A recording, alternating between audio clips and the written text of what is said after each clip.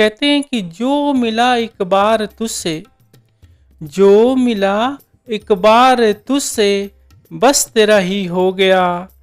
तेरे रहमो करम से पत्थर दिल भी पिघल गया। मीठे और मधुर शब्द सुनने वाले के हृदय में दया, करुणा और प्रेम भर देते हैं।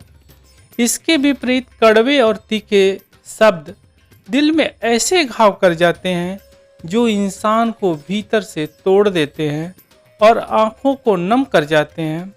संत कबीर जी अपने दोहे में फरमाते हैं कि ऐसी बाणी बोलिए मन का आपा खोए, ऐसी बाणी बोलिए मन का आपा खोए, और उनको शीतल करे आपो शीतल होए। वाणी ऐसी होनी चाहिए जो स्वयं को शांत रखे और दूसरों को भी शीतलता प्रदान करे, वरना कई बार मौन रहना ज़्यादा बेहतर माना जाता है।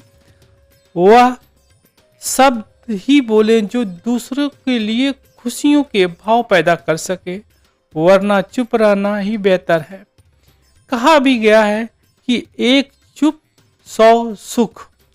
इसी संदर्भ में एक छोटी सी कहानी आती है कि एक तालाब में कुछ मछलियां थी। उन्होंने आपस में मिलकर यह निर्णय लिया कि अब से हम मौन रहेंगे ताकि मछुआरे की कुंडी से हम बच सके। एक मछली ने पूछा, मौन रहने से क्या लाभ है? रानी मछली ने उत्तर दिया कि जब तक हम अपना मुंह नहीं खोलेंगे तब तक हमें कोई पकड़ नहीं सकता है। लेकिन जैसे ही मछुआरे ने कुंडी और जाल फेंका, सभी मछलियां अपनी आदत के अनुसार मुंह खोल बैठी और पकड़ में आ गई। आज का इंसान भी कुछ ऐसा ही है। जरा सी उत्तेजना, थोड़ी सी उकसाहट और फिर अनजाने में क्रोध में आकर ऐसे शब्द बोल जाता है जिसका बाद में पछतावा होता है। इसलिए कहा जाता है कि पहले सोचो फिर बोलो। स्थिति विकट हो तो मौन सबसे बड़ा समाधान है।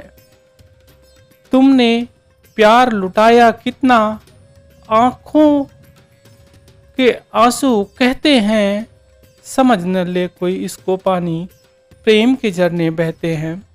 इंसान की पहचान उसकी रफ्तार, गुफ्तार और दस्तार तीनों से होती है, परंतु सबसे जल्दी पहचान उसकी वाणी से हो जाती है। जैसे बगुला और हंस उसके बोलने बुलाने से पहचाने जाते हैं। जब भी आवश्यक हो तभी बोलना, वरना मौन ही सबसे उत्तम साधन है।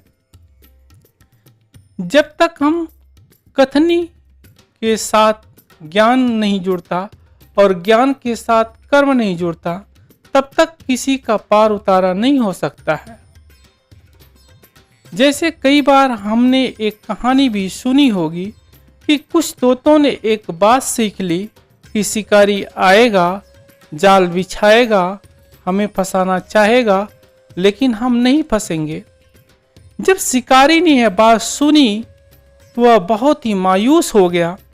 वह सोचने लगा कि अब तो मेरी रोजी रोटी का साधन ही खत्म हो जाएगा, अब तो मुझे भूखा मरना पड़ेगा। वह वापस घर आ गया। अगले दिन जब भूख ने सताया तो फिर जंगल में चल पड़ा, जाल और दाने लेकर। तोते फिर वही बोल रहे थे। आखिर शाम को उसने सोचा कि क्यों ना हम एक बार जाल लगाकर देख लूं, दाने डालकर देख लूं। उसने वैसा ही किया। जब उसने दाना बिखेरा तो तोते जाल के ऊपर आकर बैठने लगे। शिकारी ने उन्हें जाल में बांध लिया और अपने कंधे पर रखकर बाजार में बेचने चल पड़ा। तोते तब भी वही बोल रहे थे, शिकारी आएगा, जाल बिछाएगा, हमें फंसाना चाहेगा, हम नहीं फंसेंगे। दाना भी उन्होंने खा लिया, जाल पर भी बैठ गए और फंस भी गए, फिर भी वही बोलते रहे।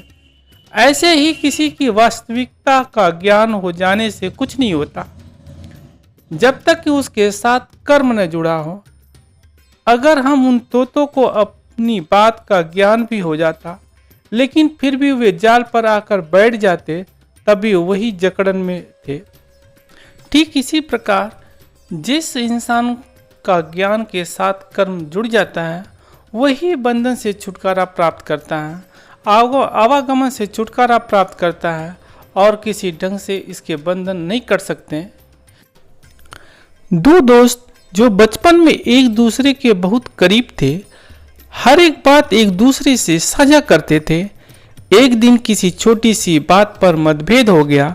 गुस्से में एक दोस्त ने दूसरे से कड़वे शब्द कह दिए।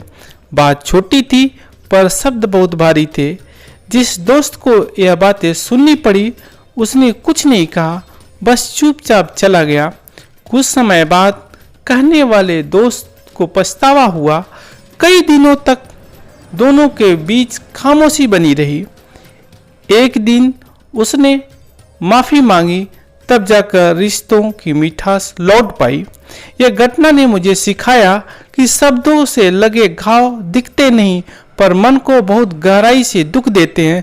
सदगुरु बाबा हरदेव सिंह जी महाराज यही समझाया कि हमेशा मीठा बोलना चाहिए और किसी का कभी दिल नहीं दुखाना चाहिए। साथ संगत जी, बड़े प्यार से कहना जी, धन निरंकार।